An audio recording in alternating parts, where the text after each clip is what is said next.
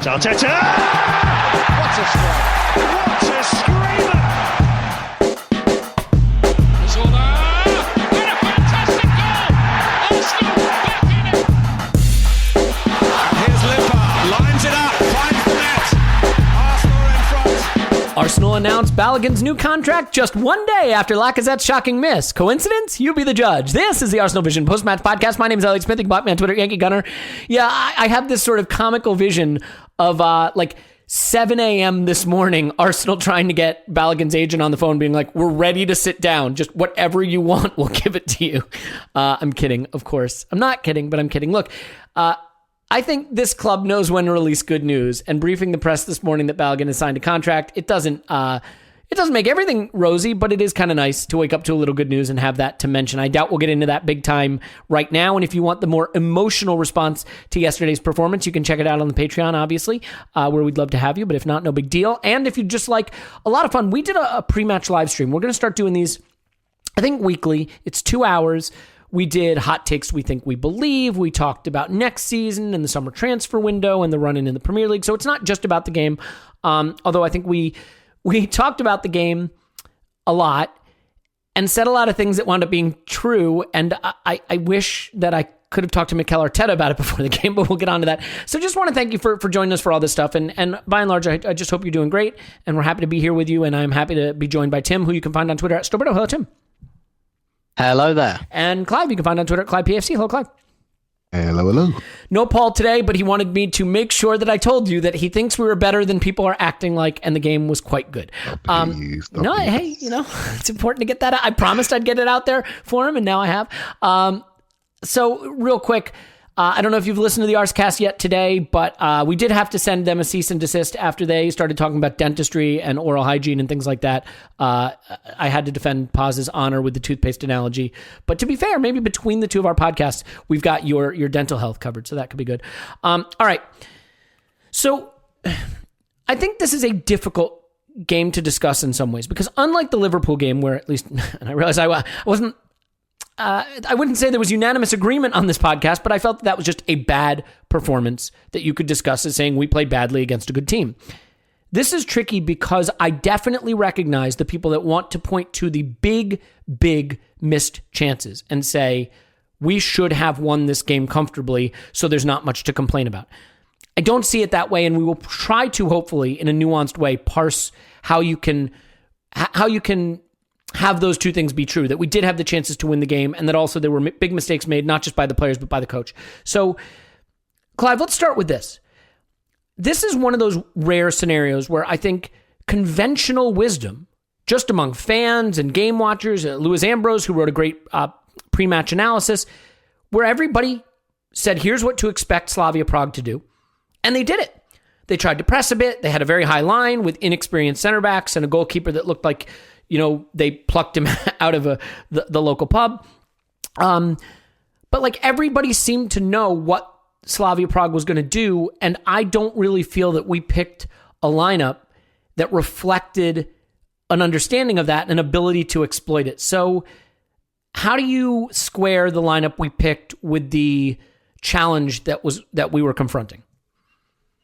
I was hoping you wouldn't come to me first. I'm still broken-hearted from last night. And Tim is always quite level until he's not. Elliot knows when you're weak. Yeah, exactly. It's like when I felt like I could tease a hot take out of when him. you're scared. He knows that I don't swear very often. I swore last night, and he's thinking, "Yeah, I'm gonna stick the knife into him." So I can tease a hot take out of you yet. Come on. So basically. Hey, look, I can't. This game has really torn me to bits, right? And I think you can't change who you are and how you absorb a game and what you walk away from a game with. And again, me and Tim, really, we don't care much for lineups until they go badly wrong. But actually, there are days when you do care about lineups, and when you're in the quarterfinals of a cup competition, you can read a lot into the lineup and. You can't help but notice your franchise players sitting on the bench. You're thinking, well, you're trying to explain to yourself. And then you think, well, maybe he hasn't been playing well. And then And then you look at the combinations of Willian and Lacazette, you're thinking, well, you know what, they're quite a sprinty team, hard-running team. I wouldn't call those two players hard runners. Then you add on top of that two young players coming back from injury and not played for a couple of weeks. And you're just looking, you're thinking, I hope this works out. And then as the game unfolds, you realise there's an opportunity in front of you. And you can't help but see it, and then you look to the bench and you think, okay, we're okay. We just need to make changes. And, you can look at, whenever we have a bad result, we look at two or three things. We look at the coach, we look at the players, we look at the board, we look at the executive. But mainly we look at the coach or the players. That's where our heart goes to. On this occasion, I feel that it's quite important that the coach is there to make the game easier for his players. He's picked a team. There's an opportunity to change the team to make the game easier for the players and the club. And I feel you need to grab the opportunity. I can't turn away from it. I know he missed chances. I may not feel the same if those balls hit the back of the net. Obviously, I wouldn't because it's results driven. But the balls didn't hit the back of the net. You're in control. It's your job to maximise the performance of your team by making the changes to the player types that you had at your fingertips in a 5-sub competition. Your job to recognise the game, see the game, and make the changes. And I focus more on that, Elliot, the reaction to what was in front of him, not just him, but his assistant coaches as well. The reaction to what was in front of him, that's where I can't get my head away from that. Because in life, you'll pick a team that's not right, but it's your ability to react is what we pay you for. Your ability to react is why you're on the sideline of a top 12 club in the world. That's what you're there to do. And I felt and have felt almost since the day he come here, he's not great at that. But it really cost us.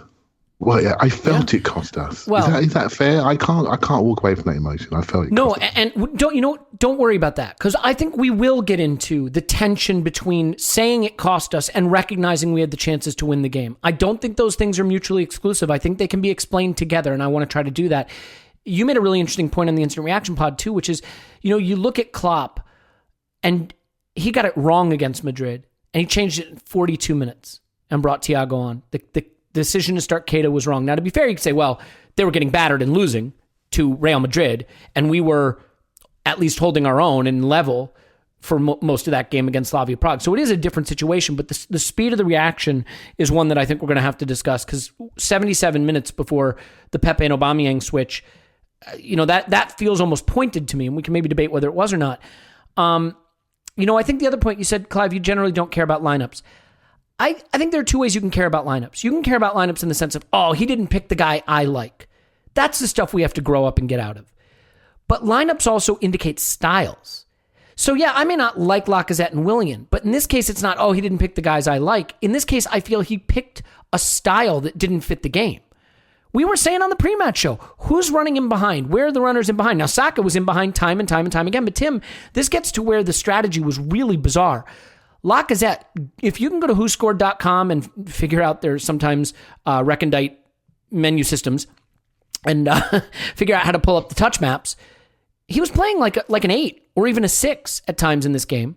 And if you pull up the touch maps of Smith Rowe and Willian, they almost lay right on top of each other. They were kind of switching, they were kind of standing on each other's toes at times, and they were not close to goal. I know Smith Rowe did get in 1 or 2 times, but other than Saka, who was willing to attack that back line and get in, and to be fair, he did get in, he didn't have the support with him. And just the distance between our players and the goal was really striking to me. So, how do you explain not just the selection of Willian and Lacazette? You can certainly get into that, but the way we were using, in particular, Willian and Smith Rowe together, because it was a very strange system. And, for a team that found a fragile way of playing that had delivered some good performances since Boxing Day, this felt again like another iteration that didn't quite click.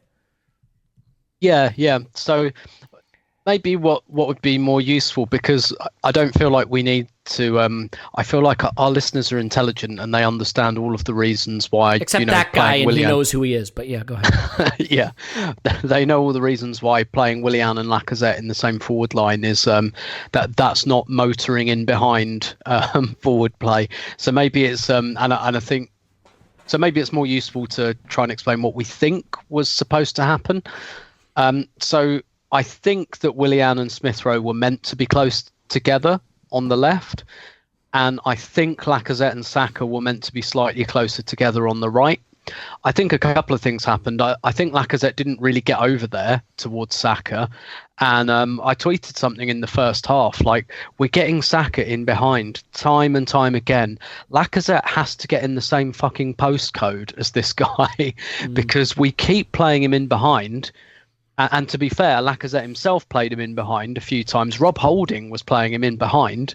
That's how big the gap was. And I don't mean that as a criticism of Rob Holding. That is not his job. But Rob Holding was finding Saka in that space. That means there was loads of it there because he was passing along the floor over like distances of 30, 40 yards to Saka. So there was loads of space there. And so I don't think Lacazette read that part of the game. And that's one of my frustrations with him, is that I think he plays his game no matter what. No matter what we need him to do in the game, he goes 40 yards from goal. He tries to connect things up, etc., etc. And he did some of that like pretty well. But that's not what we needed him to do on the night. So I think the plan was for Lacazette and Saka to get a little bit closer together. I guess, was it against West Brom? We score that brilliant goal and it's Lacazette, Smith Rowe and Saka all combining. I think that maybe Arteta had a little bit of that in mind. I do think also that Smith Rowe wasn't quite fit enough to cover the ground he usually covers, because usually, although he veers to the left, you do see him pop up over on the right as well. And I think that maybe he just didn't quite have the legs to do that this time, and that's probably a situation we're going to have to manage, because that hip issue, I mean, has been going on for him for quite a long time really, but we know it's flared up a bit in recent weeks, and without Ødegaard we have to play Smith Rowe really. We don't have to play him on Sunday. We should absolutely not play him on Sunday, but we have to play him in these games while we don't have Ødegaard. So I do think that perhaps there was, I don't want to call it misfortune, but I think a fitter Smith Rowe might have linked that up a little bit more, rather than kind of being over on the left with Willian. I think Arteta wanted to keep one of the aspects that Ødegaard's really given us, which is giving us a right-hand side again. As it turns out, I think Bellerin and Saka linked up really nicely. Holding and Saka linked up really nicely. I'd have liked to have seen Lacazette do more of what he was doing against West Ham, and don't not do it at all, but don't worry so much about spinning with your back to goal from 40 yards. Try and get in the box a bit more and try and get on the end of some of these crosses that are coming in. The problem is a high line is kryptonite to him for that. You know what I mean? All he can do at that point, he's reduced to playing other people in, because as we saw when he was played in, my goodness, that's a video he's not going to want to watch again. But he was at a puff by the time he got to the penalty area. That's the problem with using him against a high line. He can be provider, but he can't get in there. Yeah, because you look at Kane, for example. Kane does that, and then he's in the box. Yeah, right. He's got the kind of the agility and the athleticism to get there, even on a glass ankle. Lacazette, I don't know if he can't or won't, because he did against West Ham. We saw it. So why is he not doing it? We had them pushed back more, wouldn't you say? Though, I mean, I think that's the difference. The amount of territory between the center backs and the penalty box was a lot smaller against West Ham. And we had Ødegaard in that game, so you don't he doesn't really have need to drop Lacazette. in. Yep. Yeah, but that's what I mean. Like, he didn't have to do it in that game, so he didn't. He stayed in the area, and that's. I mean, this isn't a direct analog to the West Ham game, but we needed him to lean more towards the West Ham Lacazette than this, and I became I became very frustrated with it. I do think Willian was selected. I think a lot of this was because Ødegaard was missing, and he wanted a bit more technical security. I think one of the things with Arteta, he gets spooked quite easily. So the team has made some mistakes playing out from the back recently, and we started going long quite a bit more. And the team, had no technical security against Liverpool because he picked 3 forwards and not enough creative presence. He got that mix wrong. So he went and made the opposite mistake in this game. And he got the balance wrong again by prioritizing too many technical players. So I don't think the front 3 that finished the game should necessarily have started the game. And I did see someone, forgive me, I can't remember who in the Discord made this point, to be fair, which was, yes, we looked better in attack with those 3, but at the same time we lost control of the game in terms of possession, and it possibly contributed to us conceding. So I think, but one of those players, one of Aubameyang or Martinelli, preferably Aubameyang, I think, would have just made a lot more sense. Look, and this, I was pretty irate that Aubameyang didn't start, but I think not starting Pepe was the one that killed us. Because if we had someone to match on the left side what Saka was doing on the right side, I think it could have made all the difference. And the fact of the matter is that Willian is a problem. Him playing is a problem. Whatever Arteta sees in him is a problem. I keep hearing this, he's a control, keep the ball possession player. He doesn't do that. That's a thing we've made up. This is a guy who, against Slavia Prague, had no dribbles, no shots from open play, no key passes, played 23 passes at 78%, 3 unsuccessful touches. That's what he did against Slavia Prague. And you contrast that with what Saka did, which admittedly had a bad miss, but the way he tormented them, what Pepe did in 13 minutes on the pitch, right? And the irony of the Aubameyang thing is you hear that Lacazette has to play because he's the only one who can do hold-up play. We have vastly overrated Lacazette's hold-up play to the point where we have him being basically peak Giroud and Aubameyang, being like using Arshavin up front or something. And then Aubameyang comes on and does precisely the thing that we think only Lacazette could do. Now, again, Lacazette is better at that stuff than Aubameyang, but I think we've created a concept of the distance between those two that is not the reality. But Clive, so this is where I want to square some things. So we created chances that could have won this game. Saka has a big chance. Lacazette has the unfortunate ignominy of the chance that he blows. Aubameyang has one on his left foot. Of course, that was after the change was made. There's a few chances to win the game there. The interesting thing, I think, is that we didn't create a high volume of them. So in the periods between the Saka chance and the Lacazette chance, and a couple of the big chances we had, there were long stretches where we'd get Saka in behind and he had no support, or we couldn't get our passing game going, or Thomas Partey, who was having a who knows what kind of day, was just passing it out in a touch for no reason, under no pressure. So here's what I believe. Let's do a little reductio ad absurdum here for a minute, right? Let's say instead of starting Lacazette and Willian, he started Sanogo and Park, okay? And we created exactly the same chances that we created last night. And I said, starting Sanogo and Park is wrong. You'd say, well, how can it be wrong? We created the chances to win, so it worked. The fact of the matter is, just because it did okay with those players, it's still fair to suggest that with the better players who suit the game more, you would have done even more, which I think is evident by the fact that when we got those players on, we immediately looked like we had more directness, more pace, and more threat. And I use the Bayern Munich example, and maybe it's a little unfair. Bayern Munich had 31 shots against PSG, so they have every right to say they didn't miss Lewandowski and Gnabry. But they did miss them because they didn't take their chances, and they wound up losing 3-2. And I guarantee you, if Lewandowski starts that game, they take a few more of those chances, and they probably don't lose the game. So is that fair, Clive, that you can say, yes, you can identify that we had the chances to win this game, but we could have been more dangerous and more effective if we had gotten it right. And had we done that, we may have finished the chances, or had the support for Saka when he was in behind, or gotten him behind a couple extra times and put the game to bed. I think you said this in the Instant Reaction Pod. You've already touched on it a bit here, but it's what was available to us that we didn't take advantage of. There was a lot of green grass, and I can't explain why he didn't react sooner.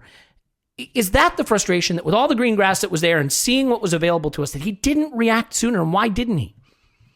Yeah, I mean, I tend to lose my mind when we don't learn lessons that have been taught to us before, or we don't recognize our players, or we don't recognize what's on offer. If you get to know me, that's the 3 things that really tease me off, right? And so, simple things you can do on the sideline. I'll just give you one thing that probably I've not heard anyone say yet. It's just a simple thing. Willian, quite a lazy player, comes to the ball, wants to just rat-a-tat in the centre of the pitch. Right? He doesn't really want to go to the corner flags. Smith Rowe, recently, last time I saw him have an MOM game against Spurs, was dashing down left-hand side, in behind that fullback. Just tweak that a little bit, bring one inside, separate the two of them, and you get some direction down left-hand side. Smith Rowe just back in, simplify his game, make him a direct runner. Excuse me, his timing is really, really good. He knows when to go. We had a situation recently when we had Cedric playing left back, and Maitland-Niles playing left back. It wasn't great, was it? It cost Maitland-Niles his Arsenal career. And then suddenly we put Cedric left back and Pepe left. As soon as we saw it, we thought, that's what you need to do. When you've got a right-footed left back, make sure you've got a left-footed forward. Right? So we learned that lesson 6 weeks ago. Here we are again, and we find a way to repeat it. Not only that, we don't put Smith Rowe and Willian in the same square yard of the pitch. We don't separate them. So it's like, hold on. We're not reading the game. We're not reading our players.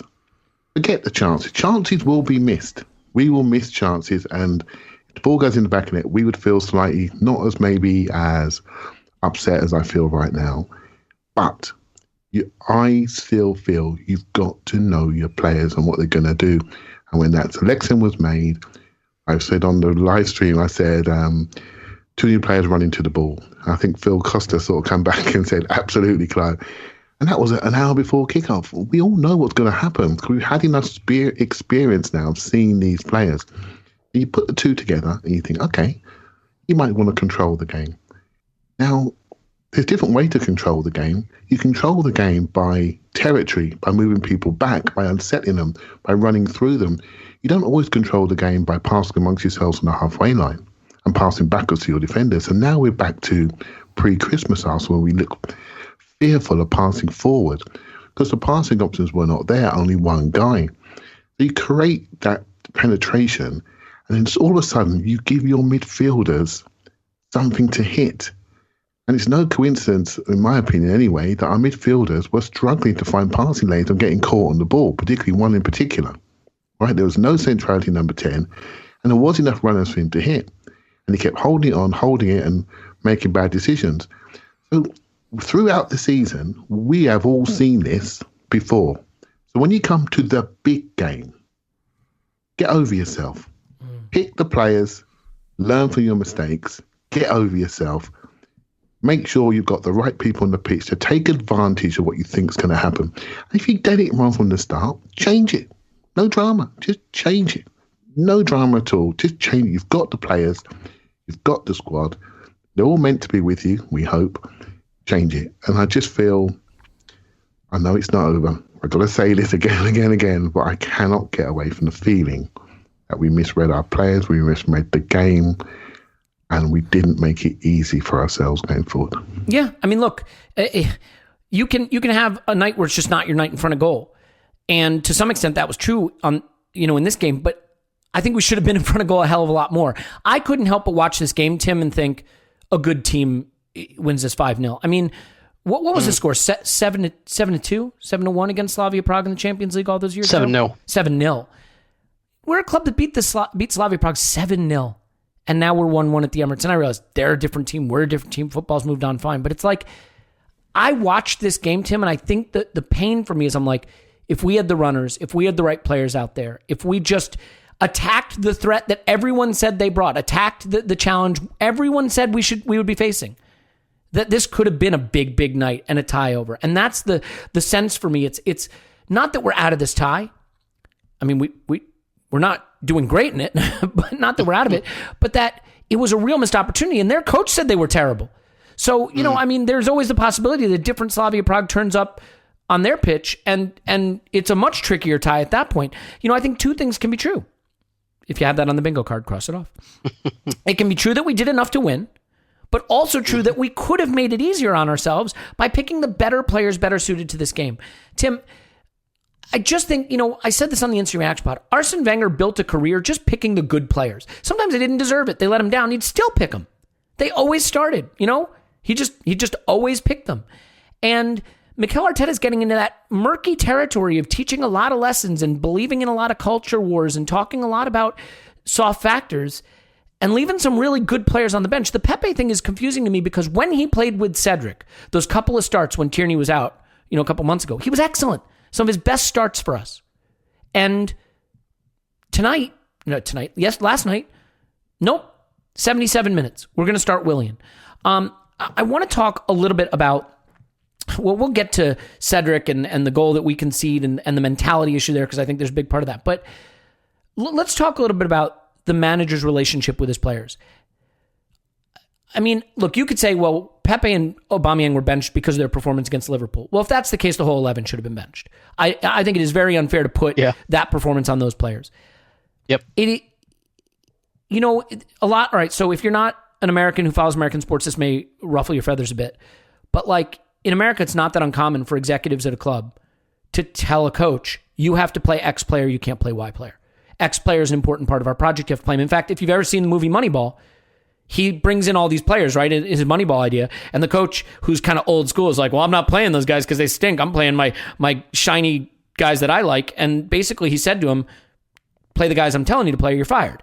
Now, I realize that's not how football works and a coach has to have some control. But at a well-run club, I'm sorry, Tim, isn't there a point at which someone has to say to Arteta, we paid £72 million for Pepe, he's 24 years old. We've got a guy in Martinelli who is a superstar in the making. We have Reece Nelson, if you want to use him, who's an academy kid that we would like to build into an asset. The Willian thing hasn't worked. Stop it. It hasn't worked. We have other options that are more important and more talented. Like at some point, doesn't someone have to step in and put an end to this? Yeah, and I've said many, many times over the last few months, that's why I'd like a more experienced, presence on the coaching staff.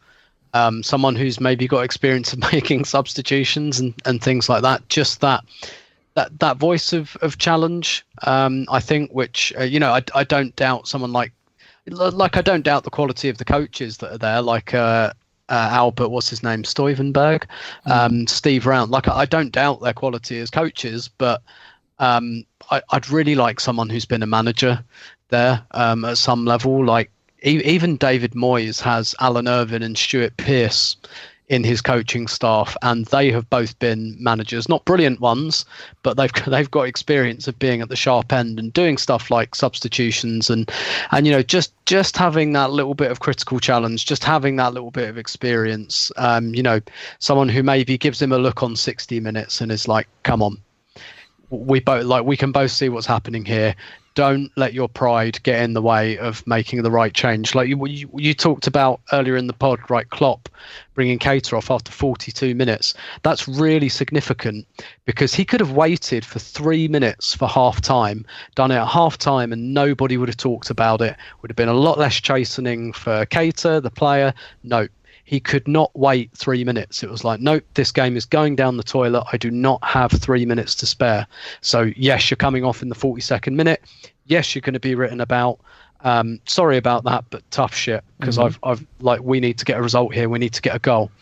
So it's I suspect, I don't know, that there really is a lack of challenge there, and I just kind of feel like Arteta is prioritizing, or at least he's giving too much importance to things other than winning games. We spoke, didn't we, before the game on WhatsApp, about his kind of comments about passion and commitment and all of that. And I think Paul makes a fair point that actually he was kind of led down that garden path, but we talked about, didn't we, like just getting this kind of air that he's trying too hard to exude authority when, and you do need to do that as a leader, but the only way you get authority is results. Like Guardiola is not a great coach because he's an authoritarian. He's an authoritarian because he's a great coach, because players will do whatever he says by and large, because they know. It's like, all right, if Pep Guardiola says something a bit prickly that pisses me off, all right, but I'll live with it because this guy will improve my career and he'll win me, and I'll win lots of trophies with him. That's how you get authority. Ferguson was not a successful manager because he was an authoritarian. He was able to be an authoritarian because he was a successful manager. that's what comes first, and all the other stuff is not unimportant, but it's cerebral. And I've had this feeling, and it might have, it might have no relevance to last night. I might be reading too much into it, to be fair, but I just had this feeling for a little while. It's like, look, just do the stuff that wins games and gets results, and then you'll get the players. You will absolutely get the players. And when you're doing that, if a player steps out of like we talked after the Spurs game, right? He dropped Aubameyang, but Arsenal won. So kind of fine. Like you get to do that. It was a bit risky. It really could have gone another way, but you get to write the narrative there. The problem is with that situation, he said after the game, oh, we love Aubameyang and this is over and everything, but I don't get the impression it is. That's the problem. Like, he made his point, but I feel like he's trying to make it again and again and again. And it's the same with Willian. And I mean, in fairness, Willian, like, he didn't play any part against Liverpool. He's probably more fitfully involved. But yeah, I feel like, and I can't say it for sure because it might just be my biases, but I just feel like he's fallen back into this trap of thinking about things, giving things too much credence other than let's go and get results. And just to wrap this up, so I know I've been wrestling with this kind of I don't care if attackers are inefficient kind of thing as long as they end up scoring goals. I looked up some of the stats from the Bayern PSG game, not about Bayern though, about PSG. Do you know what Mbappe's pass completion was against Bayern? 50%. Yeah, it couldn't have been much. Yeah. Do you know what Neymar's was? 64%. Yeah, couldn't have been much. Yeah.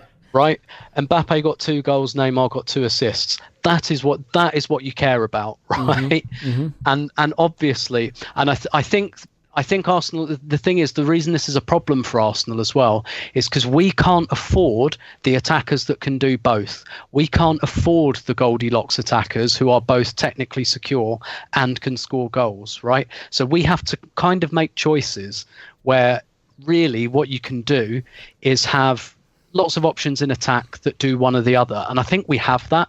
We have our technically secure attackers. We have our less technically secure attackers who have end product. So I actually think the squad is kind of in a half decent position in terms of what Arteta has available to him. But I think he just keeps getting the balance wrong. Yeah, I mean, look, you're not at City. If you can't make it work with our best players, our most talented players, our biggest investment players, you probably shouldn't be here. Arsene Wenger didn't bench Alexis Sanchez. Alexis Sanchez came with warts. He gave the ball away. He didn't always play for the team. He was the best player in the Premier League, and he won us stuff. Pierre-Emerick Aubameyang won you the FA Cup, Mikel Arteta. He did that. He missed some things against Benfica, but he dragged you through that tie at the death. He did that. I know he's not having the best season, but since you put him at center forward in your 4-3-2-1, his XG90 is right up there with the best in the league. Play your best players. Pepe's come on and been an absolute force of nature since Boxing Day when you've chosen to use him. Stop picking Willian. And this is what I worry about. There's certain things that managers do that sink their career at a club. When we lampoon Emery, what are some of the things you think about with Emery? Does Lucas Torreira, number 10, come to mind? Does dropping Aaron Ramsey for that critical run and then rushing him back from injury and getting him injured so we didn't have him for the run-in for top 4? I mean, there are certain specific things. This thing with Willian is going to be Arteta's thing we remember if this doesn't work out. Because, look, I'm not trying to paint Willian as the worst player that ever played, but we have better players, more important players. I said this on the Instant Reaction pod. I think sometimes Arteta wants it to be calculus when it can be arithmetic. Play the good players, put them in their natural position, and let them be better than the worst team. Does that work? And to be fair to Arteta, when he has to go up against City and Chelsea in the FA Cup final, and he has to figure out calculus because the talent is lesser, okay, do your thing. But when you have the better talent, it's not calculus anymore. Put your good players out there and let them win. To your point, Tim, Neymar plays in Mbappe. The talent wins out. They win the game 3-2, even though they're outplayed. But their good players do what they need to do. We bring on Aubameyang and Pepe, and Aubameyang puts in Pepe, and Pepe scores the goal. Clive, let's try to get to a couple of the moments in the game, though, before we go back to hand-wringing about all the global issues. A few things. Saka, our best player in some ways at the start of the game, the player who had the bravery to really run in behind, the pace and the athleticism to run in behind and cause them problems, didn't have the composure in front of goal, didn't have the support with him to have another option, to be fair. But there was one time when he's in and he has options, he played a pretty bad cross. Do you have any concerns right now with where he's at in his development in that final third, either the delivery to a teammate or the finishing? You think maybe it's just a little rust. He just hasn't played much recently. What do you think is the situation with Saka in terms of getting that end product back on the right track? Yeah, he's just lost them playing with him, hasn't he? He's been there for a while, but given what he had to do last year to really pull us out of a really dark period was massive. So I can tell you those chirping birds in the background are putting me in a much calmer state, though. It's soothing me. I love it. I wasn't sure if it's me or you. It must be me. Must be Tim.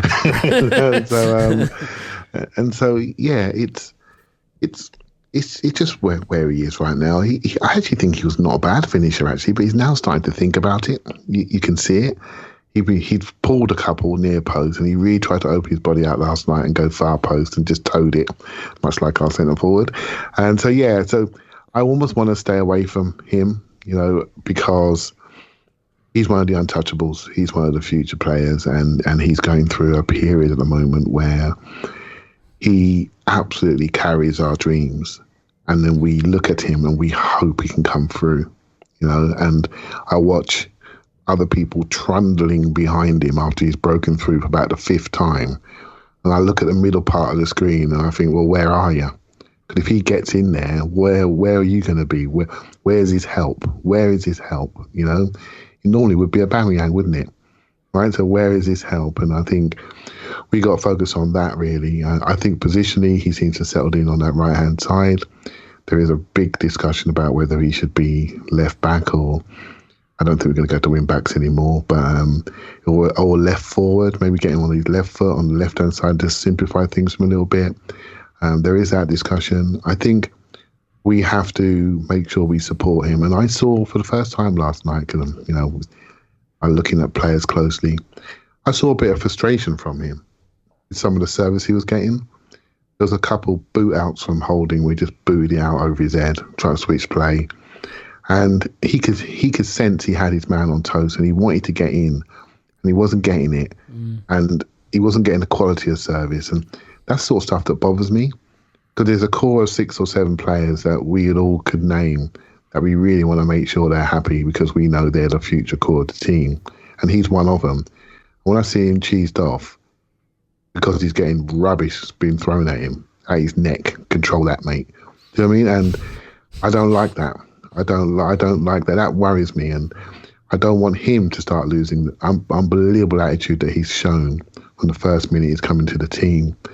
And so, it's where he is at it, and let's make sure we get people around him that play his rhythm, play his way, and get him around Martinelli or Smith Rowe. When they're close to each other, it all looks and feels nice. They're on the same wavelength, and he was a little bit isolated last night. I wonder if the plan was to keep him isolated on one-on-ones and crowd one side, which could have been part of the plan. But in the end, he's not scoring, and people are starting to notice his lack of finishing, and it looks as though he's starting to think about it too, which is a bit of a concern.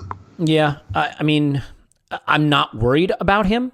I just think he's so important to us that we don't have the luxury of saying, oh, he'll get there. He's the guy we need scoring those chances, because he was the only one getting into those positions. So it can be true that I love him and think he's got all the talent in the world, and also that we need him to put those chances away and start to get it right in the final third, because we're relying on him. And seeing Pepe come on and do what he isn't quite ready to do in his career yet, you think, why can't both of them play? But we've kind of covered that, I guess. Clive, I'll stick with you for one more question. Can you describe for me the emotion of watching Lacazette bear down on goal and seeing the energy he's expending, knowing what's coming, seeing his body shape as he approaches what I can only describe as, you know how I sometimes said you don't need 2 refrigerators when referring to a goalkeeper? I think they may have actually had a refrigerator in goal for Slavia Prague. How do you feel thinking back on that what's sure to be iconic Lacazette moment? Yeah, I watched it today. I did watch it again, and I watched it and I thought, well, let's see what happens here. And he's running through. He's looking around for support. He's like someone who breaks the line in rugby. He said, can someone come and get this off me? Can a winger come up and take it and take it to a try line? He has to look around for support and thinks, okay, I'm on my own. This is foreign for me. I'm on my own, the tip of the arrow, going in on goal. I tried to see if he decelerated and messed up his shot or towed his shot. He actually didn't. He calmed down, then accelerated into his shot, and he just got the contact wrong. But we're all main watchers. I just look at him and I look at not just him, and this is a broader problem. I know you don't like this stuff, Elliot. Us missing chances and not beating Slavia Prague, correct. I do not like this. It's more our ability to deal with high pressure moments. Yeah, no, I agree with you completely. We'll get onto that when we talk about the goal we conceded. Yeah, it's just that ability. And we all know it. We can see it. We can all feel it. Did anyone feel super confident as he went through? You're lying to me if you did. You were hoping he was going to score. And there's something about us when we're at the highest moments of pressure where we lose ourselves. And it's not just about chances. It's about passing options, build-up options, bravery to show your boots. This is the stuff that we were doing. And this is probably why I'm a little bit more agitated. It's more because we've gone away from what the foundations that Arteta was building. Some of that may be player-related, injuries, etc. But you're trying to develop a way of playing, a pattern play, a way of progressing, a way of build-up. And it's gone. And it's gone because the stakes, in my opinion, you guys tell me if you agree, the stakes have become higher. So we've inverted into ourselves. We've internalized. We've said, no, I'm not doing that. I'm not playing that pass. And we start to go backwards again. The moments of pressure in front of goal, one-on-ones, too much time to think. We had 2 of those, blew them both. Snap chance, loads of crosses, people hiding behind people, not flashing in front. Not just Lacazette, other people on crosses. I hope someone else is going to take responsibility. That's the stuff that's holding us back from the next level. And you're at the big club where that is seen as a given, and you're not really giving that. And you're looking for someone else to do it at the moment. And so, yeah, Lacazette, you missed your moment. That happens in football. But it's more the underlying feeling of what we all felt as he was going through. Would we take this chance? And I don't think we all felt that he would. And in the interest of fairness, Tim, you'll probably remember this because you're a living computer. There was a game recently where Aubameyang was in. Yeah. What was it? Exactly the same. Yeah. I can't actually remember. It was at the Emirates. Yeah, it was at the same end as well. But he missed, and he gave you the same feeling going through that he was never going to do it. Actually, I do think those one-on-ones are often missed, like when strikers have stacks and stacks of time to think about it. And I guess like I don't know if not it's a Theo good Walcott, man. Not, but Theo Walcott against Udinese, Champions League qualifier. My goodness, do you remember that racing in? Cool as you like. Yeah. But I saw him miss a few of those. There was one against QPR some years ago that was absolutely dreadful. The one where I had confidence and I was right behind it was Martinelli against Chelsea. Mm-hmm. That was the comparison goal, wasn't it, Tim? Exactly that comparison goal. Sorry. Where the second he took that, I was like, this is going in. Like you can just tell from a player's body language. But one of the things with Lacazette, and so weirdly, like I'm not actually that angry with Lacazette for missing that chance, because I really do think like missed chances happen, and they happen quite a lot, and it's more like just keep getting those chances. But I did watch it back today and watch where the right winger is when Lacazette picks up the ball compared to where the right winger ends up. Like he's out on the touchline and about 10 yards behind Lacazette, and he catches him, and he looked like he'd been on the mezzes. Lacazette, he looked like Clive may know it. There's a really, really nice Turkish restaurant on Blackstock Road called Yildiz, opposite the King's Head pub, where I go. Me and my mates go. First home game, last home game before Christmas. We always go in there and have like a few bottles of Efes, lots of lovely bread and hummus and grilled meat, and basically like roll home. And Alex Lacazette kind of looked like he'd been in Yildiz before the game. When all that was missing was him like cracking out a napkin and mopping his brow as he went through. I think this is going to a dark place, and I'm going to intervene at this point. Let me say this: I still want to talk more about what's going on with Aubameyang and Arteta, if anything. I want to talk more about the lateness of the substitutions. We're going to have to get to Thomas Partey, I think, and Cedric as well. But you know those chirping birds, Clive, that we were hearing?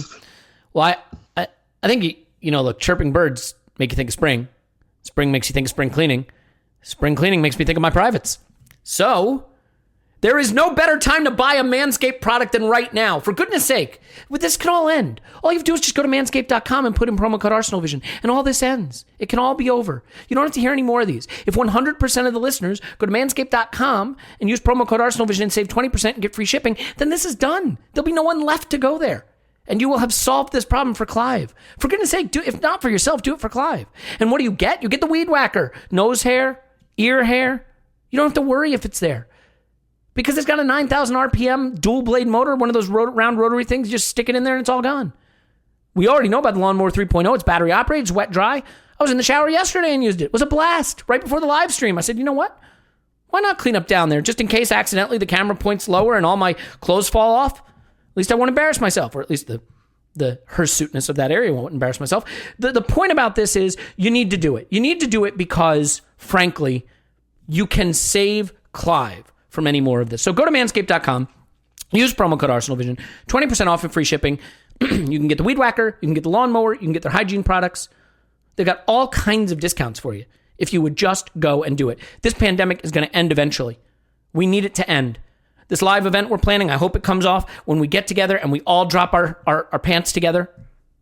That is not what the live event is, by the way. I promise you. The live event is not that. Don't worry about that. But anyway, go there. Manscaped.com, promo code ArsenalVision, 20% off free shipping. Go there and do it. Please. For Clive's sake. Clive, is that enough? Yeah, that's more than enough. More than enough. Let's get on to the other traumas in our club. Fair enough. I thought that was a nice, short, succinct promotion. But, to each their own. Okay. Well, Tim, I'll start with you on this one. It's hard for me because I'm always reluctant to want to criticize Thomas Partey because I have a little previous with not having been totally on board with the transfer. And again, not totally for reasons of his quality, actually. These were squad building principles, but nobody seemed to get that. And my mentions reflected a lack of appreciation of my perspective. So I worry that if I'm ever critical of his performances, people will say that there's agenda there or priors there. I've actually been thrilled with his talent, but I think he has been a little uneven for us. And I think more recently, it's been more of a concern. But this wasn't uneven. This was bad. This was consistent. This was weird, consistently bad. Do you have any explanation for sort of what happened? I mean, it was just one of those games where nothing was really going right for him. There was one beautiful moment, actually, where he attacked the box, he drove forward, and he got to the edge of the box, and he looks around, and he's like, what if I just kick it to Slavia Prague back in midfield? Like, it was the weirdest game for him. Yeah, and it's kind of weird for me as well, right? Because I don't know the player well enough. So I don't really watch La Liga, so I didn't really see much of him at Atletico. I'm pretty certain I've never seen him play for Ghana, so I don't really have much of a perspective on this player other than what he's produced for Arsenal.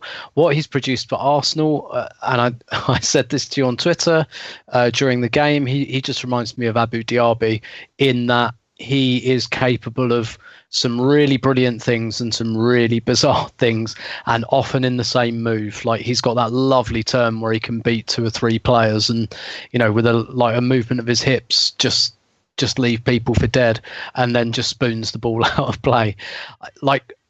And also even the way he strikes the ball, actually, he always uses the side of his foot. He never uses laces. It's very Diaby-like. But anyway, so I've gone on trust that people that have seen this player a lot more than I have talk up his qualities, and therefore I have to believe he has those qualities. But based purely on what we've seen of him in an Arsenal shirt, I think there's a group of games you can almost discount for fitness reasons. We don't know how much those things are still troubling him, including like all the other soft factors you have to throw in. A transfer that went through on transfer deadline day, so he didn't have even the short preseason we had. He didn't have with the team. Arsenal is a pretty chaotic team and club at the moment that he's come into during a pandemic. Like, the conditions for moving from a club where you've been a regular player and where you've probably been quite comfortable, like that, it's difficult to imagine more instability almost than that, possibly with the exception of Edu himself. Actually, when he came to Arsenal, it's difficult to imagine like a weirder set of circumstances, a more unsettling set of circumstances in which to move clubs. So, I definitely still am prepared to cut him plenty of slack. Yeah. What I will say, and I used this word on the Instant Reaction pod, I think we've come to the stage now where his first season is basically a write-off, and that doesn't really have to be anyone's fault. But I do think it's it's not a fact, it's my opinion, but it's an opinion I hold pretty firmly and don't think that many people would disagree with. And look, going back to our unpopular conversation when we signed him, when you sign a 27-year-old on like a 4-year deal, you need every year of that deal to work for you. And we are 1 year further down that deal and it hasn't really worked yet. And I'm not saying that that's the end of the world or anything. Even if we still get 3 good years out of him, that's still good.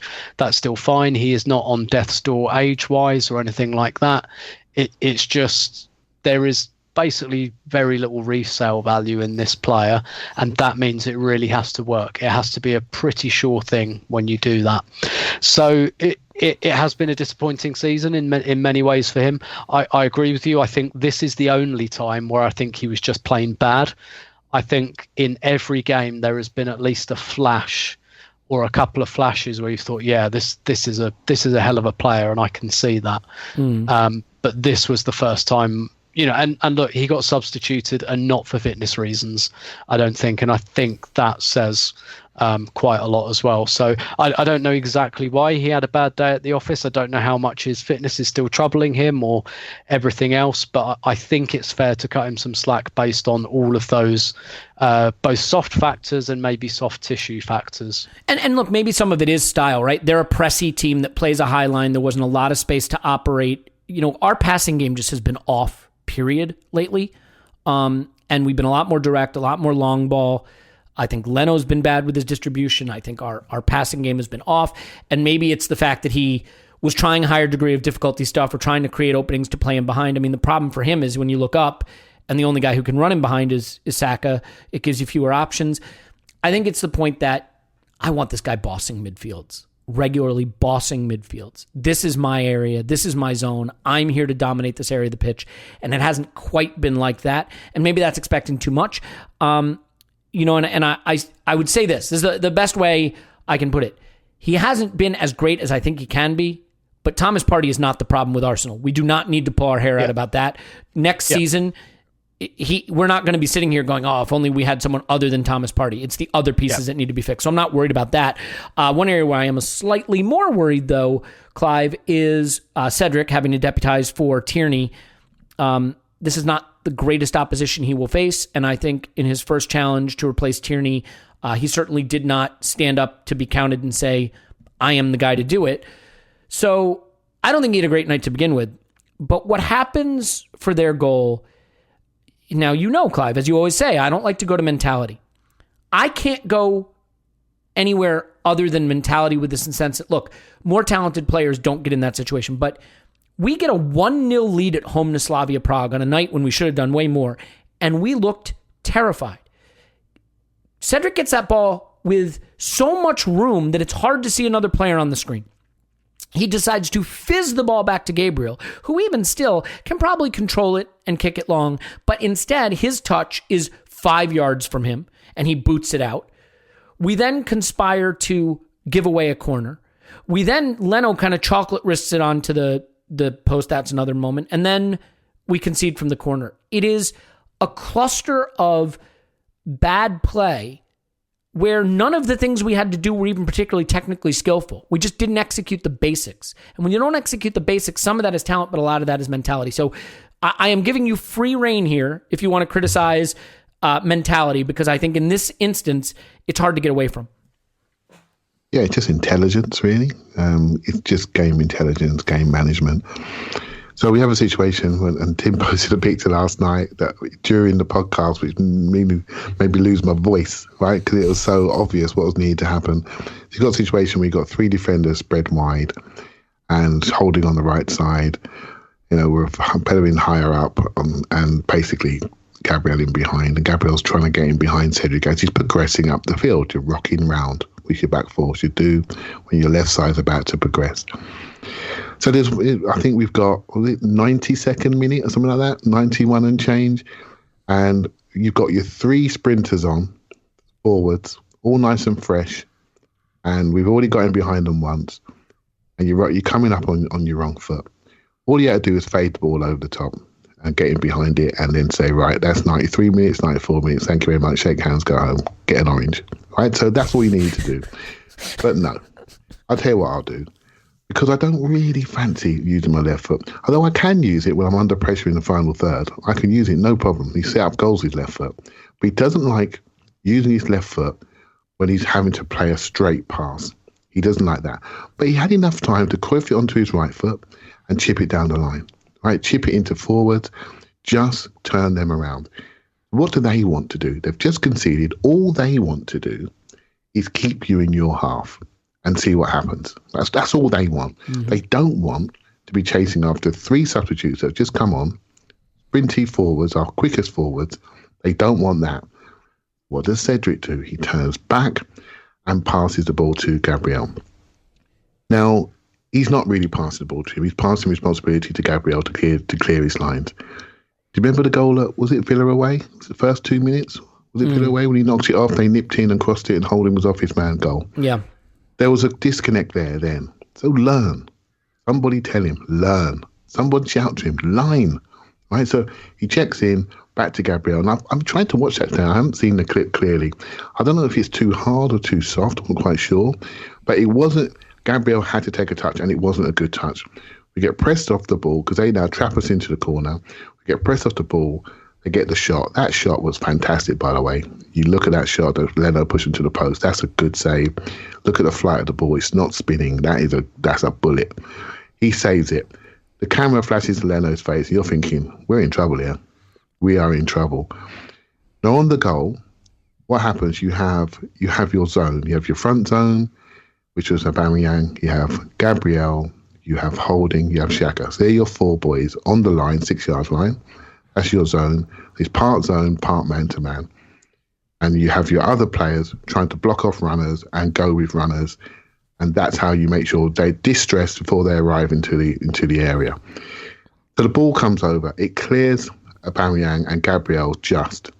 Holding's frozen. And there's a gap between Holding and Xhaka. Their runner from the edge of the area goes right into that big gap. Xhaka needed to close that gap. He needed to close that gap and attack the ball. He doesn't take responsibility. He's frozen. Pepe comes all the way back in to that gap and just throws out a knee.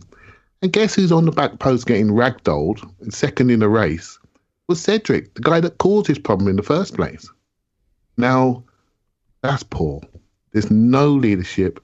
No one attacking the ball that should be attacking the ball in those 4. It should be Xhaka for me, but hey, look, sometimes it happens. Holding was caught. He didn't really attack it. And this comes back to our mentality. This comes back to, can we hold out for 2 minutes? Can we attack that ball with everything we've got? Can we affect runners strongly? And can we not be second in races on the back post? No to all of that. And that's why we concede. Then we look at each other. Arteta said something really clearly. He said when Xhaka came off the pitch and he said he complained about Cedric not clearing the ball. And Arteta said it. He said, I wish you had told him that when he had the ball. And that is the problem. And that's why we keep buying David Luiz's and players like that, because we've got nobody holding each other to account on the pitch. And that's why we're in this state of having to buy these players to hold other players' hands. right? But then we buy Cedric or nick him or take him on a free for just this moment. If a 22-year-old kid does that or a 19-year-old kid does that, I'm all right with it. You know that? I'm really all right with it because he needs to learn it. But not 29-year-old, I've won the Euros. Cedric just got back in the Portugal squad. No. That isn't right. That isn't right. And you need to take responsibility there. And hopefully one day we'll finally learn some lessons. but I wouldn't hold your breath. That is some fantastic analysis, though, Clive, and I enjoyed it and agree with it, even if I didn't enjoy the events that caused you to come up with it. So, Tim, I think there's two pieces here still to dig into a little bit, and they relate to one another. Let's start with the actual timing of the substitutions and the way that works. Mm-hmm. I think the fact that Martinelli is the first sub and Aubameyang and Pepe are not is pointed. Martinelli hasn't had much of a role. He's been out in the cold a bit. He's gotten he got 2 minutes in his last appearance. Is that right? Like 88th minute or something? Yep. And he comes on, and Aubameyang and Pepe have to wait till 77 minutes. Now, look, if you want to teach lessons, teach lessons. But if you want to teach lessons at the expense of your Europa League future, like you're playing with your own career, be my guest. I can't. So here's the problem, right? I don't know what's going on behind the scenes at the club. I'm leaning into narrative and I'm leaning into conspiracy theory at some level, but I can't logically explain a reason why you would wait till the 77th minute to have taken Lacazette off to bring on Aubameyang and why you'd wait to get Pepe on. Now, I would have moved Saka to left back and brought Pepe on for him and made that switch. It's neither here nor there. Can you explain the lateness of the substitutions and the unwillingness to change it as something other than a pointed teaching moment to the players? I mean, do you think that Arteta had this planned and this was what he wanted to do strategically and tactically, or that there is more behind it? Because it's hard for me to believe the plan is to be in that situation against Slavia Prague and not change it till the 77th minute. Yeah, I find it difficult to believe anything other than it was pointed as well. When you leave and it does happen from time to time, teams might leave like their biggest player, their top scorer, captain, all of the above on the bench. When the game is not going for you, they are the first players off. Even when Wenger did it to Alexis at Anfield, it was half time. He came on, like, it is the first place you go, and you usually go there quite early, like 61, 62 minutes.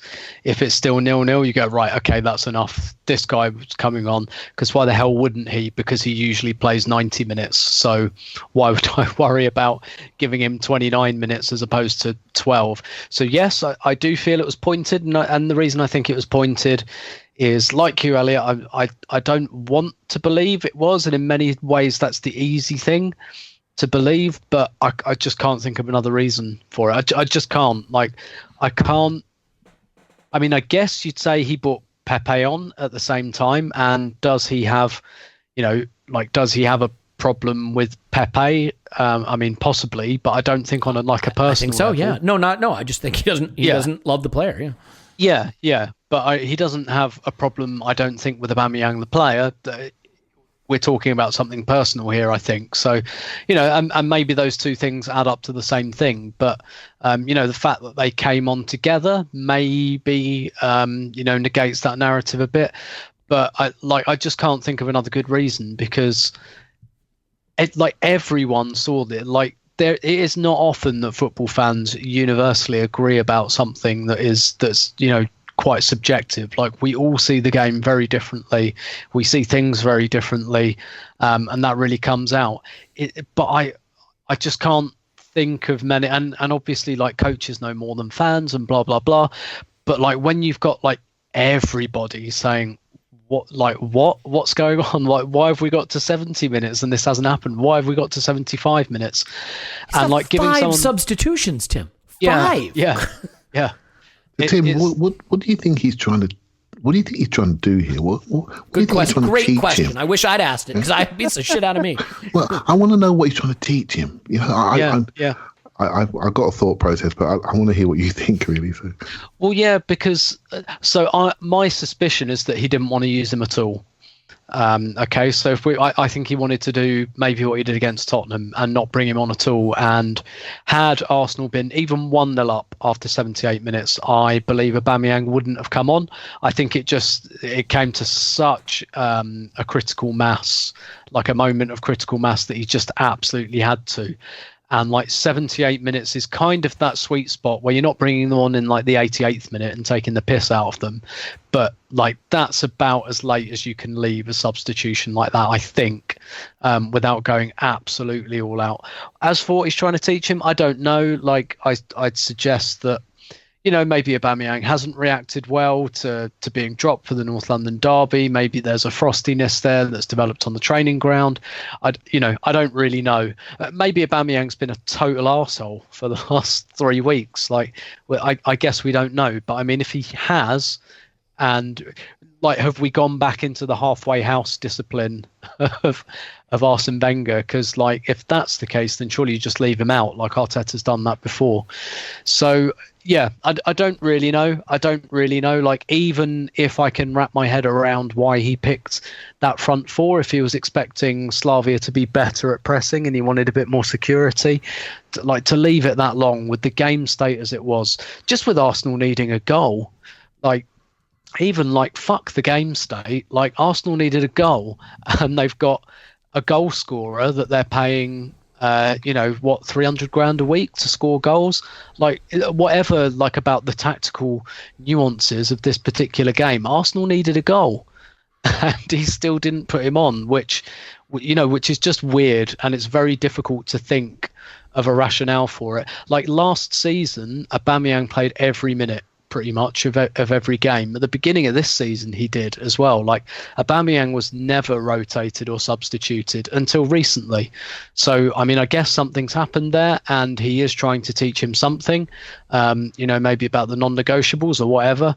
But yeah, I find it very difficult to find like a tactical explanation for not bringing him on earlier. And there are going to be people screaming, Aubameyang hasn't been great. What's wrong with not using him? And I want to be clear about something. There are players where you take form into consideration. Hector Bellerin is a decent fullback who's been going through a rough period. And when that happens, you got to swap him out and play someone else. Okay? That's fine. If Granit Xhaka is not playing great and you want to bring in Ceballos, or Ceballos isn't playing great and you want to bring back Granit Xhaka, again, fine. I really believe there have to be guys who get played even if their form is bad. And your 300,000 pound a week, 31-year-old Golden Boot winner is that guy. He may not be playing great. You just play him. You just play him and he gets you 20 league goals a season. He gets you 25 goals in all comps a season. You just play him. That's the thing. Alexander Lacazette is not as good as Pierre-Emerick Aubameyang. You can talk to me about tactics. You talk to me about whatever you want. Goals win games, and you got the guy who's a better goal scorer. And to your point, Tim, your future is in doubt. You got to get past Slavia Prague. You've got to. You've got a chance at the Champions League here. We're second favorites to win this tournament right now by the odds. Not saying that's what's going to happen, but go try to win this tournament. You are 0-0 with Slavia Prague in the home leg, and your Golden Boot winner who won you the FA Cup, who dragged you through the Benfica tie, who is one of the elite goal scorers in all of Europe over the last 5 seasons, is sitting on your bench. It's too smart by half. Either you're doing discipline at the expense of your team, or you are trusting your own tactics and your own ego over the talent of the guy on your bench. And that's where I have a problem with it, because it becomes about Arteta more than about Arsenal. Arsenal are what matter. Not Aubameyang, not Arteta, not Pepe, not Willian. Arsenal and the fans, and delivering for us on the pitch. And at the point that you're leaving your Golden Boot winning, 5-season running, elite goal scoring, record contract signing striker on the bench 77 minutes into the first leg of the tie at 0-0, you are putting yourself and your lessons and your culture and your tactics above the club. It's too complicated. It's calculus when it should be arithmetic. Just play him. Just get him on the pitch. And that doesn't mean he'll fix it, and it doesn't mean he'll work his magic. I mean, I realize he's involved in the goal, but there are some guys, Clive, and maybe you disagree with this. And this is where I want to be clear. Different people have different thoughts about football. There are those of you listening who say culture matters. Once you sacrifice your culture, you're dead. And there's some people that say culture is not a thing and we talk about it too much. I don't know that I'm on either side of those extremes, but I'm definitely on more the side of the extreme that you can get really into bad territory when you get too invested in the culture conversation. When you give a guy 300,000 pounds a week, Clive, you can't just say, now you have to be a good little soldier and behave like everybody else, or I'm going to bench you. You are imbuing that player with a tremendous amount of power in your club when you give them that contract. And so you got to make it work. The player needs to be professional, but it's a two-way street. You got to make it work. And the Tuesday Club, I got to be honest, the Tuesday Club's a funny podcast, and I don't always agree with it, but they're pretty old school, so I expect them to take sort of an old school position. They really came out against Arteta going public with that discipline stuff from the derby with Aubameyang, which surprised me. I didn't really think it was that big a deal. I thought tempest in a teapot. But now we're down, a few games down the road, and he's not coming on till the 77th minute, Clive, and it's starting to feel like a thing. So I know you believe in culture. I do maybe a little less, but in this case, is he putting his ideas ahead of the thriving of the club? Yes, I do believe that culture is important in any environment, working, sporting. I do believe it's important, and people follow those rules and the ways of behaving. So it's just life. It's sport. It happens everywhere, every single sport, every single workplace, right? So it's the emphasis by which you put upon it. Right. So let's just take it back slightly. Right. So we spoke last night, didn't we, about Emery coming in, what his brief was. I previously called him the cleaner, but actually I think Arteta is now the cleaner. I think he's the guy that's been given the full support by the club. He's the guy that's allowed to choose which players come. Emery wasn't given that. He was told who's going to come. Right? He was told who he couldn't loan certain people or buy certain people. So he wasn't supported in the same way. He was just someone to get us back in Champions League. Once he couldn't, he is done. Arteta's been given everything. He has been given full autonomy, absolutely everything. So he is the project, right? So he is now implementing what he wants to do. He is so massively intense. But every now and again, not everyone can deal with that. Every now and again, somebody might need, within your workplace or within your group, someone might need an arm around the shoulder. It's like he's so focused on being the best he can be. His intensity may not suit everybody in the group. His way of working may not suit everybody in the week. And you can say, actually, Clive, you've been talking about our weak mentality. You've been talking about this for years. When someone comes in and tries to implement it, you can't critique him. And I do feel a little bit like that. I saw my Mark at work today, and we had the same conversation. Emery tried, wasn't supported. He tried to be tough, had to soften, play certain players. As soon as he did, he was dead, mate. Dressing room owned him. He was gone. Dressing room got rid of him. See you later. Arteta doesn't want to be a victim. He wants to hold it. However, you need certain people to help you deliver. And Aubameyang falls into that category. Not only that, you have given him the contract, not the previous manager. You have signed him up. That means you've told him he's special. You've told him he's your captain. If you want to critique him because he was late for a game, absolutely fine. Do you need to throw him under the bus publicly? I'm not sure. There were two turning points for me. The Pepe leaves thing I didn't like. And the Aubameyang thing, I thought, you know what? He must, again, my default was to defend. He must have been late multiple times. This must be something he felt he had to do because previously he's always supported his player. But he didn't have to go public with it. He could have just said... have to go public? He could have just said, that, I picked the players that I thought were right for the game. I mean, he did not have to go public with it. He didn't have to go public, but he chose to. So what was he expecting the outcome to be? So we had a great game. We all loved that game. We all trotted off into the moonlight. Haven't won a game since, by the way. We all trotted off into the moonlight. And I'm sitting there looking at our striker with a hairdo and going through a midlife, looking sad. And I'm wondering, what's going on here? How have we done this to ourselves? Not only are we doing things to ourselves on the pitch, we're doing things to ourselves off the pitch. On that Spurs game, I've turned up, can't wait for it. Then that happens. We've been talking about this guy ever since. He was just developing into our centre forward and doing really well at it. And the team was developing around him. And it's been taken away. I think we lost some playing identity. And it feels unnecessary to me. It feels unnecessary. Although, Elliot, there is another side to this. We need to fix our DNA in the club. And this guy seems to be given the keys to do it. I don't like it. I don't like it when I see some things on the pitch. But I can't sit there and say this is not there's nothing I can't sit here and say that our culture's perfect, put it that way. I can't. It's not. We need to change. We need to raise our standards. It feels painful as we're going through that process at the moment, and when we watching a guy that we have invested in being played out of position, not supported technically and not supported emotionally, it feels like to me, which is a bit of a shame. But I hope we're wrong. We're getting ourselves twisted up in conspiracy theories, but I just hope we're wrong and he can start scoring again. This whole thing settles down. Yeah, I hope you're right. Look, make no mistake, if this is Chelsea or even a lot of American sporting clubs, Club de Sport, there'd be an owner on the phone with the coach going, hey, I couldn't help but notice that £240 million worth of talent came on in the 77th minute last night when you factor in their transfer fees and their wages. You know, people say Stan Kroenke needs to spend some effing money. Would you give these guys more money? I gave you the money. I gave you $300,000 a week for Aubameyang. He can't get on before the 77th minute in one of our most important fixtures of the season. I gave you £72 million to go sign Pepe. And again, that's not Arteta's watch, but it's still an asset that the club has. I gave you £30 million for a teenage wonder kid center back. You wouldn't give him a minute. You sent him away. I mean, you make these decisions with assets, and eventually the person who has to write the checks is going to start getting pretty upset. I got news for you. Arteta can keep his job 10 seasons. It doesn't matter what the fans think. It really doesn't matter what the fans think. But it does matter what the owner thinks. And being cavalier with assets, that's a quick way to get, a magnifying glass up to you.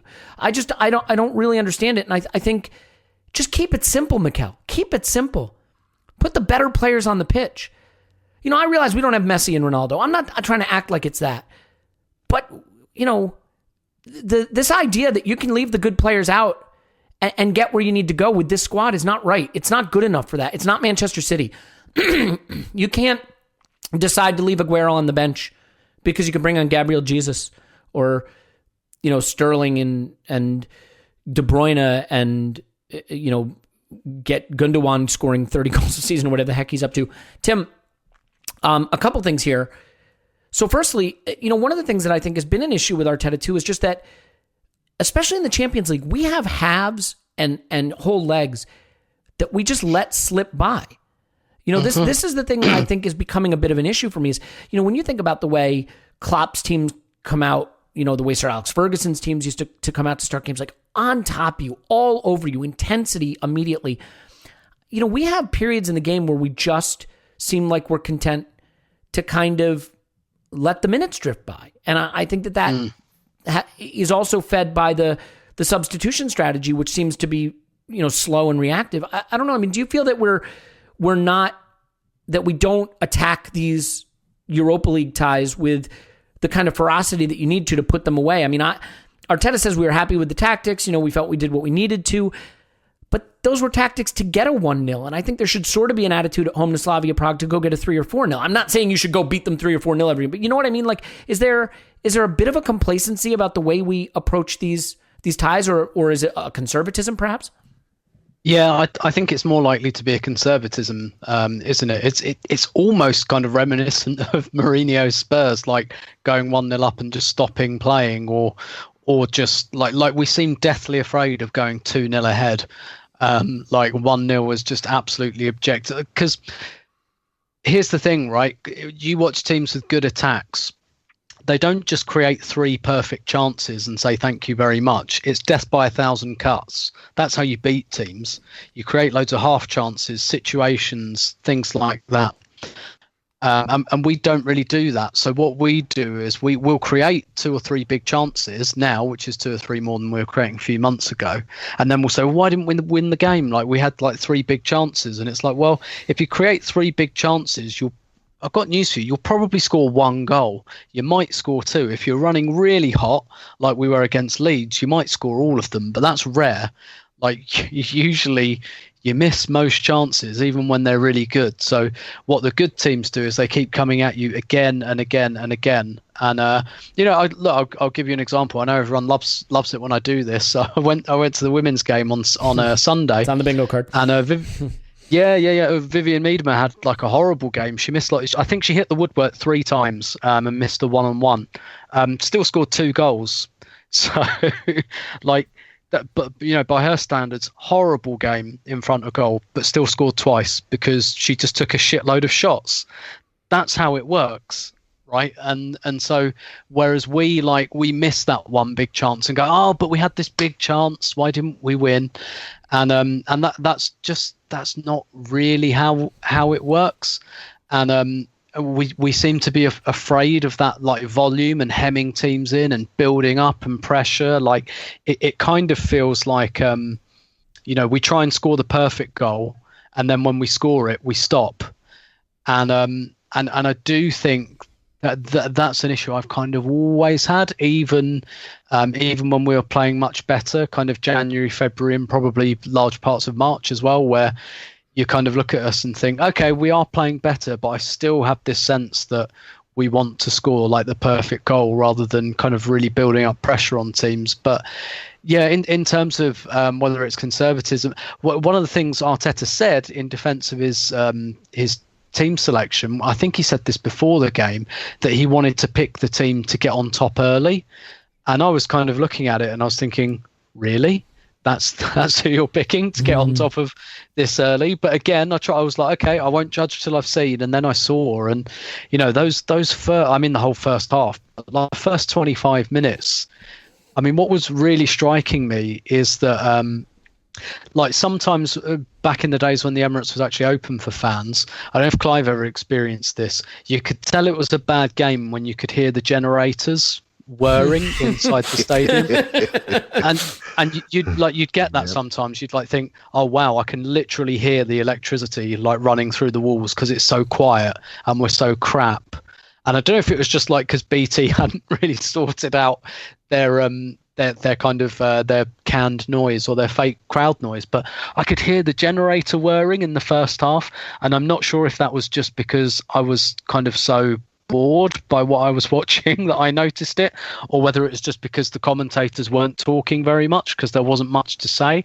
But I had that real, oh wow, I can hear the electricity in the walls in the stadium again. And it was the absolute opposite of a fast start. It was a really slow start, and then we gradually started to get Saka in behind a few times, and then all the things we've already spoken about a million times happened. But I can't square that this is a team I picked to get on top early in the game. If anything, I think, after the game, maybe Arteta could have got himself out of a little bit of a little bit of the criticism by saying, well, actually, what we wanted to do was be nice and secure, control the game, not let them get up ahead of steam. And then I was going to bring the cavalry on with, towards the end of the game. But that's not what he said. And again, it's another circle I can't square, to be honest. Sitting on your hands at 0-0 against Slavia Prague in the home leg of your biggest tie of the season so far. Well, of course it is. But, till the 77th minute, 70th, I guess, was a Martinelli swap, 77th for Pepe and Aubameyang. It's hard to explain. And look, you don't need the credibility with the fans to keep your job, but you do need a credibility with your bosses, right?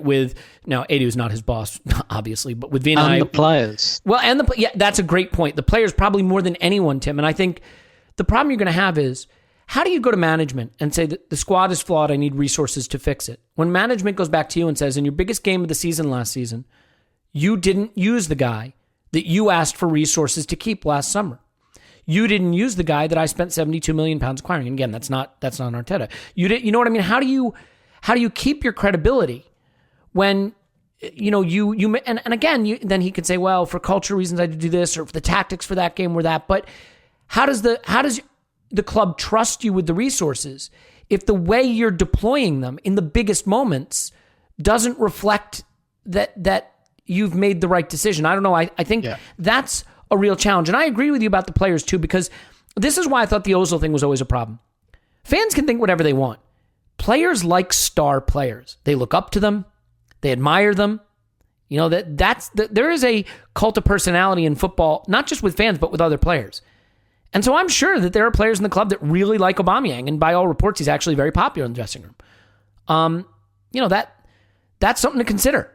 And I still think that there may be not scars, but you can only get your team questioning you so many times. And I don't want to go back over the wage cut stuff during COVID and things like that. But there's some bumpy road behind us that Arteta needs to make sure the players are really still trusting him, and that the club is trusting him. Now, again, this is halftime. We had the chances to win. Slavia Prague are bad. We could go batter them in Prague and then go on to face Unai Emery, who obviously has no chance to defeat the mighty Arsenal, and then be in the final. And then it's a one-off, probably against United, and you never know. So this can still be fine. I'm not trying to suggest all is lost. This was a tough night for me because I think decisions are made that are hard to square with what's going on. I think you've nailed it there, Tim.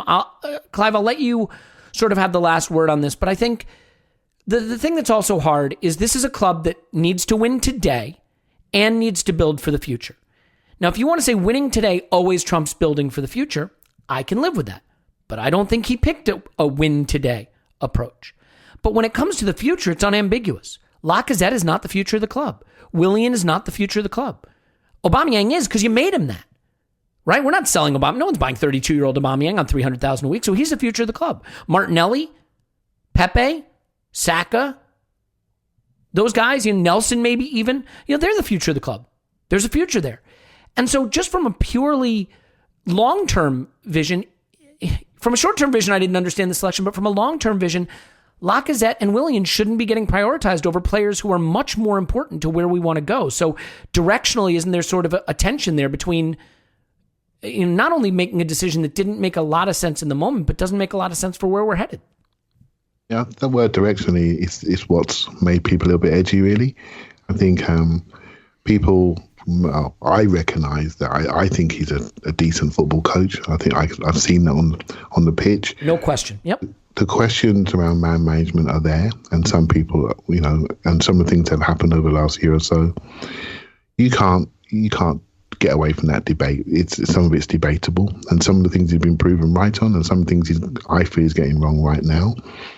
There's different ways to manage different people, and he just needs to learn that, and I'm sure he will.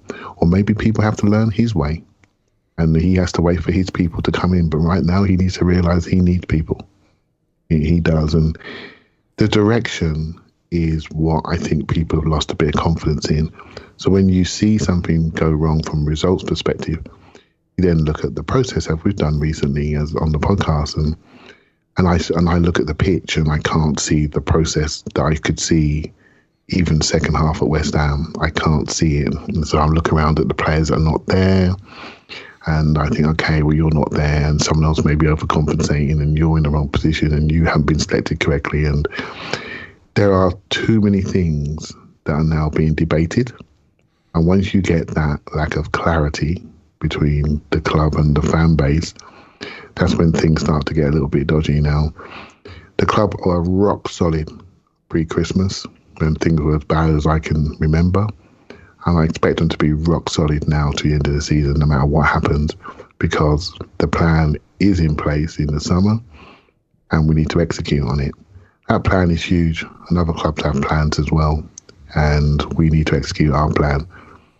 And I think at that point we'll know what sort of club we are, what sort of we've lost what sort of team we are at the moment.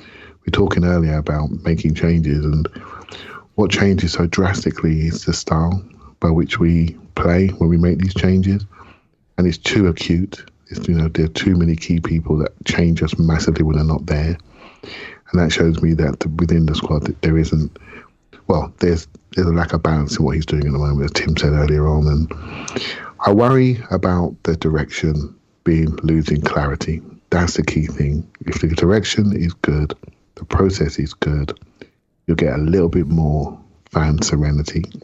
At the moment, we feel edgy about everything, and I think the players look edgy because I think we all know this competition is very important, because otherwise we're so reliant on the summer working, and we're not confident about that. So collective nerves, fans, us lot, players, it feels that way to me, and the high pressure moments told me that last night. Well, look, I think part of the problem you just run into is we had the big win in the derby and the mood was high, and then we lost at home to Olympiacos. We got 3-0 down to West Ham and salvaged a draw. We got blown away by Liverpool, and we had what happened last night. And all along the way on those 4 games, were some lineups and substitutions and performances and discipline and things that started to make you wonder what's going on here. And Arsene Wenger sort of famously said, when you lose one, you have to make sure you don't lose two. When you lose two, you have to absolutely ensure that it doesn't become three, because then the mood in the club can shift and suddenly you're in crisis and you're on the back page of all the newspapers and the players are agitated and the fans are yelling things from the stands. I think Arteta is fortunate to some extent not to have fans in the stands, because I do think with some of his selection or his substitutions, there'd be some unpleasant shouting going on. And that's not a shot at the fans. It's just how it works. So yeah, I think he needs to, pick some sensible lineups that reflect a trust in the really good players that go out and put in a really good performance. And Tim, one last thing, last thing, we'll get out of here.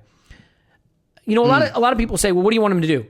There's a meme that goes around. A lot of fans think coaching works like this, and it's a picture of a guy with a video game remote in his hand, physically controlling the players. Yeah. A lot of people say, well, he can't kick the ball in the net for Lacazette, and he can't kick the ball up the pitch for Cedric. And that's true. But one of the reasons you pick the better players is more often than not, they do the right thing. Yeah. The reason you pick the players who are suited for the opposition is more often than not, they exploit the vulnerability. And when you pick the players who are less suited or less talented or both, then more often than not, they will miss the chance. If you pick Yaya Sanogo, no, you can't make him kick it in the net, but neither can he. So that's the problem. Yeah. So, I mean, how do you want to just sort of finish off thinking about this as a failure of the players who had the opportunity to make this tie a foregone conclusion versus the failure of the manager to put the right players in the right situation to really ensure that happened? Yeah, very much the latter, I think. And it's not even always down to the actual quality of the players. So Lacazette scored goals this season. He hasn't become a terrible footballer because of this game. Like, he has shown us he's not a terrible footballer. He's shown us he's not an elite footballer. And pound for pound, the signing probably just about hasn't worked out, even though he's been more or less a regular the whole time he's been here. So it's... But I mean, I'd come back to the phrase that Clive used: know your players. Know your players. Know which ones do which things. Like I said, I think the attack, though unbalanced, has a kind of balance to it in terms of attributes. There are players who do quite definite things, and you should know that when you pick them. But pick the players alongside them that will help them flourish as well. So Lacazette. What are Lacazette's flaws? He's a bit slow. He's a bit leggy, right? Don't put Willian next to him, for God's sake. Because you're just exacerbating the problem for him, and you're making him look worse. And it's a bit like against Liverpool. Like, all right, you've put Aubameyang on the wing. What's Aubameyang's weakness? Technically not great. Doesn't hold on to the ball. Blah blah blah. Don't put Pepe on the other wing when you've got Aubameyang, on the left. It's just these things I think are just quite simple. Like, I don't think balancing that front line is actually that difficult because of how definite the attributes of the players are, and there is room for him to go horses for courses. I mean, like against Leicester, right? He did use Willian, he used Lacazette, but he also used Pepe in that game, and so that made the difference in the end. And like with this particular lineup, I think everyone saw it before the game. That's why it's frustrating. That's one of the many reasons it's frustrating. You look at that before the game and it's like, I think I can already see, or I can already guess what's going to happen here. And then it happens. And so yes, he did have another option at left back. He doesn't have to play Cedric there. I said I think Saka should play there. I still think that. I'm not angry. Weirdly, I'm not massively angry at Cedric for that mistake. I think it was a bit boneheaded and stupid. But the goal doesn't come right from it, that's for sure. Well, there's other things that have to go wrong. Let me put this bluntly. I don't think Cedric is a very good player, and I don't get angry at bad players for making errors any more than I get angry at a bear for shitting in the woods. Like, yeah, but come on, they could clean it up choices. At least. Like, bad or slightly below average players will do that. And look, he's also like playing out of position as well. And you play a below average player out. You could blame him more for the marking on the corner kick, right? Because that is his job. Yeah. Like that is going to happen. That he's not and never really has been like a great footballer. So yes, he will get nervous on his left foot, and probably justifiably so in some ways, because like Clive said, like I think he can hit a stand-up first-time cross on his left foot, but yeah, passing in a straight line, he doesn't really want to do that. And yeah, it made him anxious, but that was the position he was in, and we know that about him. We know that. And so I'm kind of slightly less angry, or not less angry, but I'm not really surprised by it. So there are things there, and we've seen them before, and the manager doesn't really seem to have learned these lessons. And one of the reasons I was a bit more circumspect than you, Elliot, about the run post Christmas was I always had the feeling that he would move away quickly. Like, so the back three, for example, I never thought he wanted that. I always thought that was a temporary measure. I always thought he wanted to play 4-2-3-1, but this kind of thing that worked a bit with kind of three technical players behind Aubameyang. I still want 2+2 personally, but three creators and one striker, that's kind of all right. It worked.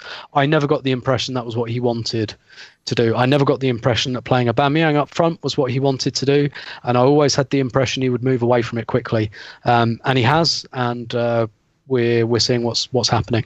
Yeah, which is sort of hard to explain. All right, look, we're over 90 minutes, so I'm not going to get into a Leno conversation, but that might be on the horizon too.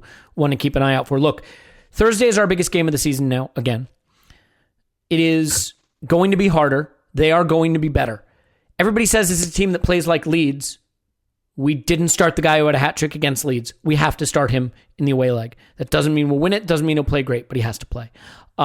So 7 p.m. kickoff on Sunday means no Aubameyang, no Pepe, no Partey. Don't play them. Just don't play them. Wrapped in cotton wool. No Saka. You want to use Lacazette there? Go for it. Start Martinelli, for goodness sake. Give Nelson a game. The league is dead. Sheffield United are bad. Just put whoever you need to out there. Don't use Granit Xhaka. You have to win on Thursday.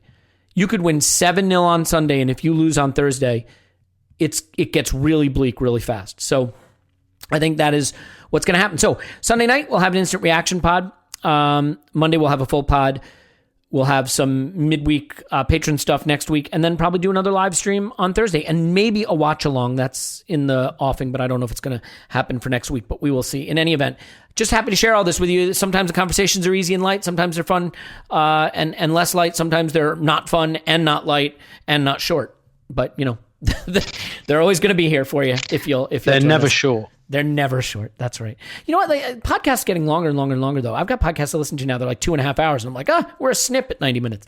Okay, let's leave it there. Paul's on Twitter, Pause My Pants, but not here. Clive's on Twitter, Clive PFC. Thanks, Clive.